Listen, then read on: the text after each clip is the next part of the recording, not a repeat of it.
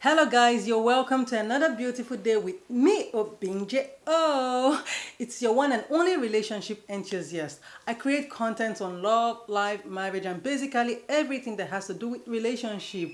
I give you tips and advice. I tell you what to do and what not to do on how you can make the most out of whatever relationship you find yourself in.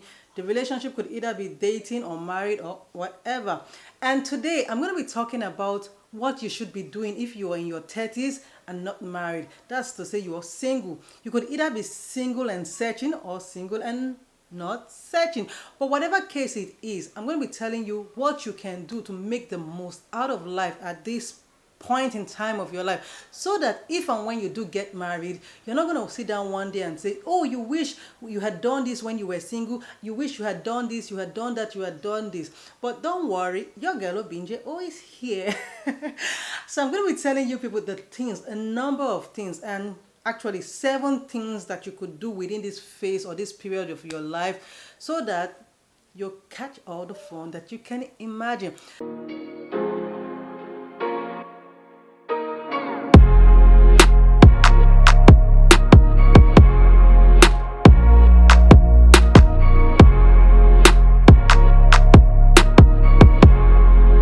You're welcome back, guys. So let's not waste too much time. I'm just gonna go straight to the 7 points that I have that I'm gonna talk about. And the first thing I'm gonna be talking about is you would want to travel within this period of time.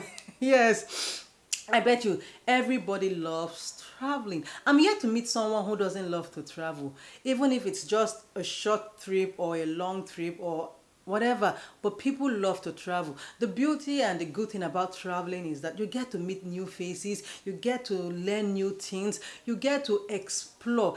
Traveling has a way of expanding your horizon. It makes you know much, much more than what you already know. That's because you don't you're going to a new place whereby you're not accustomed to basically their ways of life. You're not accustomed to the way they do things. So when you go there, you are going to be learning. And trust me, you're going to be learning so much more that when you get back and you're thinking about it, you see the zeal and the adrenaline pumping in you would always want to take a second trip. I know that to travel entails so much of your finances, but there are ways to do this. You do not necessarily have to break the bank just because you want to, travel. Like I always tell people, now is the perfect time to travel when you're single. That the reason is that you get to, spend less as it would have been if you're traveling with your family members. So if you're a single person that wants to travel and you're thinking that, oh, you cannot actually make this trip because of money, then it's as easy as this. Why don't you just sit down and think? There are a number of states in Nigeria. So I could actually sit down and think, which of these states would I love to go to? Which of these states do I think at the moment my finances can actually take me to? So what I'll start to do is that I'll, begin to map out places that I would love to go there, how much it's going to cost me to go there, the places within that state that I would love to visit. And at the end of the day, you're coming out with a breakdown of the amount or close to something that you're going to spend. If you have to save towards it, very good. But if it's something that readily is readily available for you, you could just take that trip, and you never can estimate the benefits of this traveling. You're going to meet new people. Yes, you're going to make new friends, you're going to learn new dishes, you're going to learn new ways of life. Funny enough, the good thing about this thing is that you probably would find that Mr. Right that you're looking for or you're not looking for. But you see, life has a way of catching us unexpected. So if you're out there in your 30s and above, single searching, single not searching, whatever situation you find yourself, you just might want to consider traveling. And trust me, if you know your finances are okay to take you outside the shores of Africa or wherever it is you're watching me from, just take it. Free yourself and travel. And trust me, you're going to call me and tell me, oh, Opinje, that advice that you gave me about traveling, it did work out fine. So go, girl. Go take it. Another thing you probably would want to do within this period of your time is get to read lots and lots and lots of books. You never can, underestimate the benefits of reading. Reading has a way of expanding our horizons. Just like traveling, when you get to read books, you get to learn about so many things that you necessarily or probably would never get to know. It exposes you to so many cultures. It exposes you to so many ways of life. It exposes you to other places or things that you never ever ever ever ever knew existed. You see, when you read, it makes you feel or come alive. Yeah, it makes you come alive. And science has actually even, you know proven it that when you read, it has a way of making you feel positive about yourself. It has a way of making you have some form of empathy. Also, science has proved that reading helps to build our brain. It gives us some form of retention. It gives us some form of, stress relief. And that's true. If you're someone who is, experiencing a lot of stress every now and then reading just might be the magic that you need. It has a way of easing the stress. It has a way of, easing every form of depression or whatever it is you're going through. That's because within this period of time when you're reading, all your energy has been transformed basically into what you're reading. And depending on whatever it is you're reading, it has a way of, reducing whatever pain or stress that you're going through. And if you're the one who is facing some kind of depression, you might just be reading some kind of books that make you laugh. And you know what laughter does to the body? Laughter is medicine. So another good thing about reading is that you could have a reading buddy. That's a reading mate, somebody or a group of people that you're reading alongside with. And when you get to read these books, you get to analyze basically everything that you understood from the book you were reading. And so you see, the good thing about it is that when you have this travel sorry, did I say travel? When you have this reading buddy or reading buddies, you are making new friends. You're coming in contact with people who are bringing you probably out of that closure or that enclosed lifestyle you were involved in. And the good thing about this thing again is that, who knows, you probably might just meet someone that you're looking for, or someone who knows. So you understand what I'm talking about, right?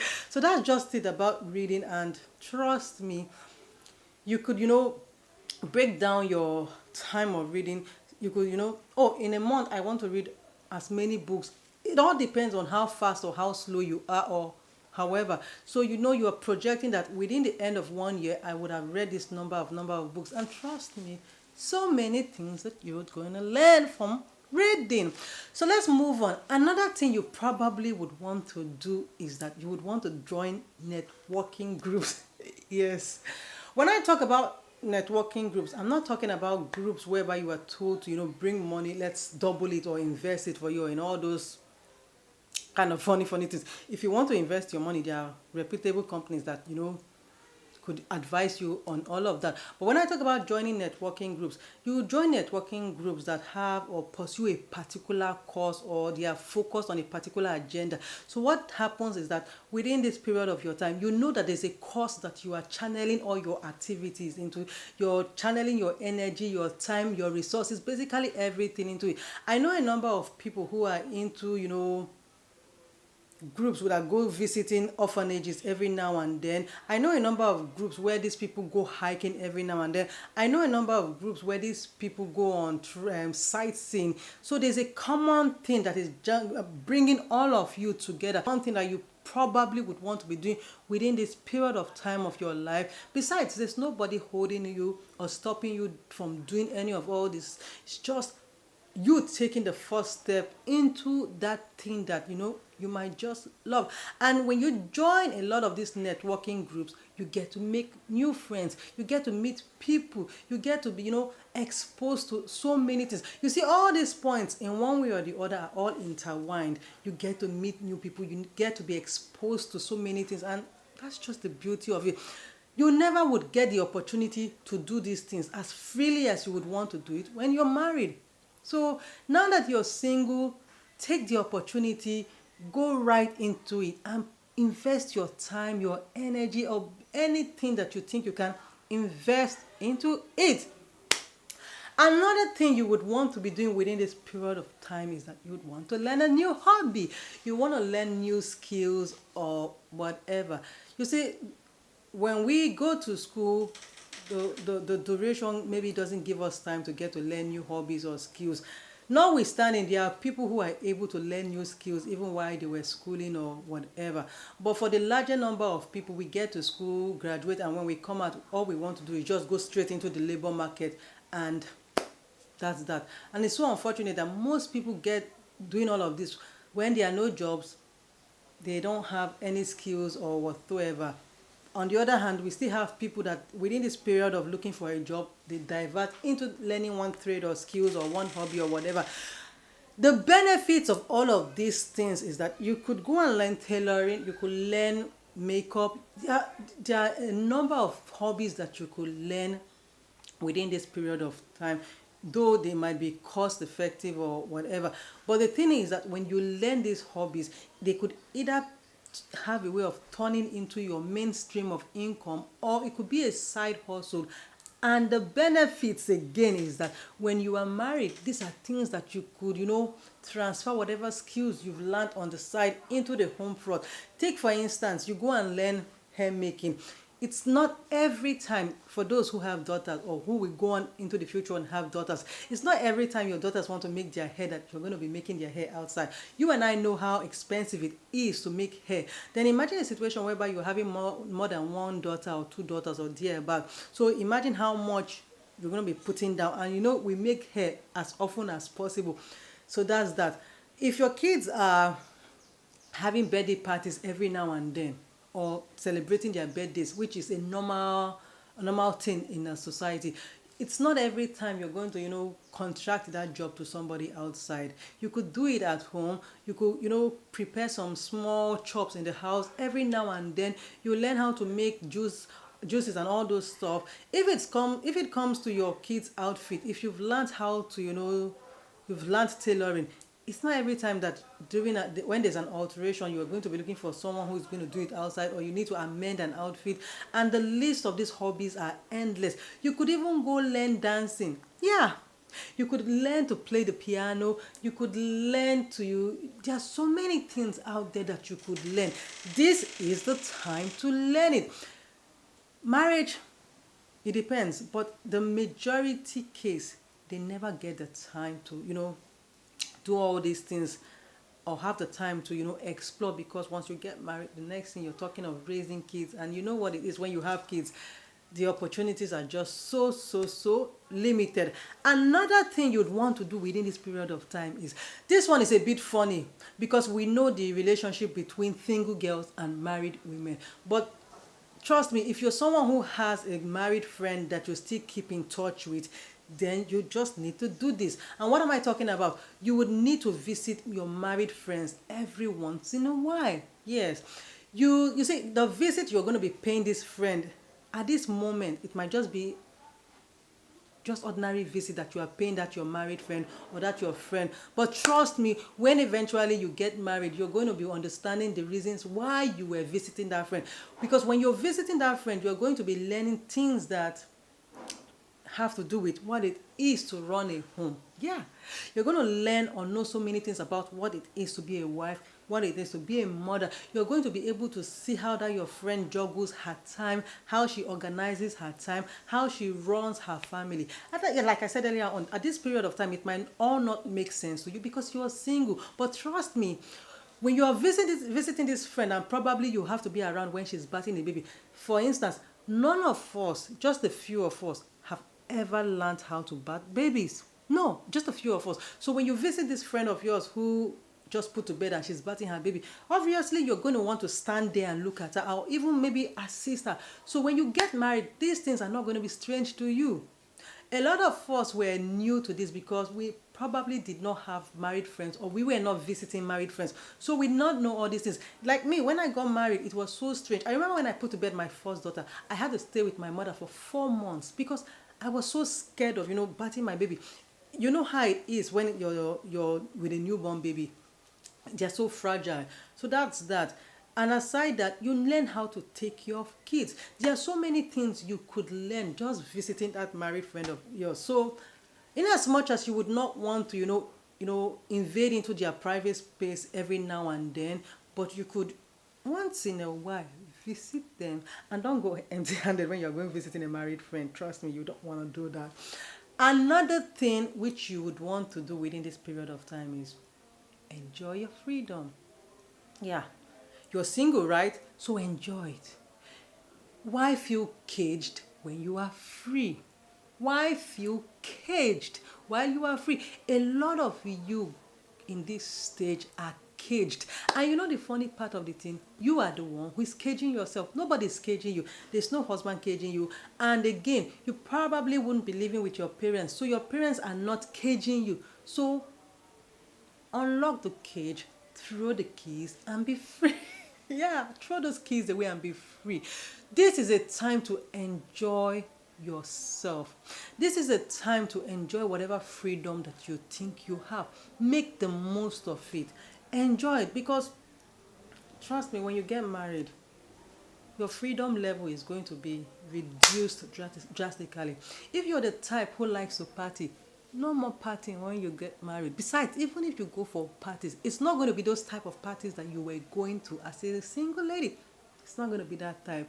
If you're the type, like I said, who likes to travel, travel, travel to as many places as you want to travel. If you're the type that doesn't like to cook, this is the time to eat out, eat whatever you want to eat. Last but not the least thing you would want to do within this period of time is enjoy being single.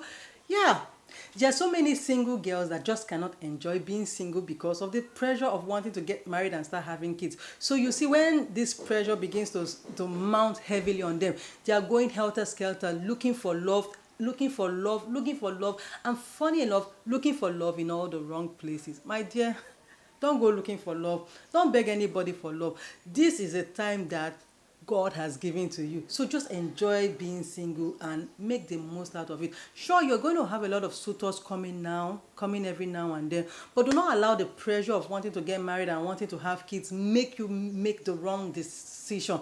A lot of young girls have done it just because they want to get out of this single state quickly. Just about any Tom, Dick, and Harry comes their way and they're accepting the proposal. And in a way, they don't even match up. They are not compatible with this person. But because they don't enjoy the single state they are in, they just want to rush out of it. It's not possible. Enjoy it. Enjoy it. I had a discussion some time back with an elderly friend of mine, and she told me that, when she sits down and sees the way young girls are rushing into marriage now, she's funny. If only they could enjoy this single state they are in, it will make all the difference. She says it's like this. Those of us who are married, all we are thinking about is how we get out of this marriage, and these young ones are rushing into it. But if you tell them to enjoy it, it's going to be like, because you're not making the most out of your marriage, so you do not want them to enter. So the best thing is let them go. But I'm not going to come and tell you here to go and do something that, I personally don't think it's right. What I feel about this whole thing is that now that you are single, enjoy it. Listen to advice from elderly people in marriage. Listen to people who have married, and of course, pick out the good things. Because I understand that most times when elderly people or most married people, those that have been married for a number of time, when they come and tell you one or two stories, they're probably telling you that story from their own point of view and from whatever pain or joy that they are going through or they are experiencing at the moment. But the truth about the matter is that whatever pain or joy they are experiencing, it's left for you to be able to decipher the truth from whatever it is they are telling you. And the truth about certain things they're going to be telling you right now is that now that you are single, enjoy it. Because this stage, once you get married, it's never ever going to come again. Even if you get married and get divorced, it's not going to be the same thing as never being married before and being single. So enjoy this stage of your life that you are single, and allow love to find you naturally. Don't go start orchestrating or manipulating anybody into loving you, because at the end of the day, you're the one who is just going to regret. So basically, that's all I have to talk about on this beautiful topic of what you should be doing when you're in your 30s and above and you are single. Like I always say, if you have any contributions, comments, ideas, opinions about any topic I put out, then let's dive straight into the comments section. And I've never done this before, but I'm going to start it right now. If there's anything that you'd want me to talk about, if there's any content you'd want me to research and talk about, then you could send me a message. I'm just going to put on under here my email address, or you could send me a message on my Instagram DM. You got what I'm talking about? So that we could talk about it here. Remember, it's Obinje, your one and only relationship enthusiast. And trust me, love is beautiful, most especially when you find that right person that you compliment and that same person compliments you. So till I come your way again, it's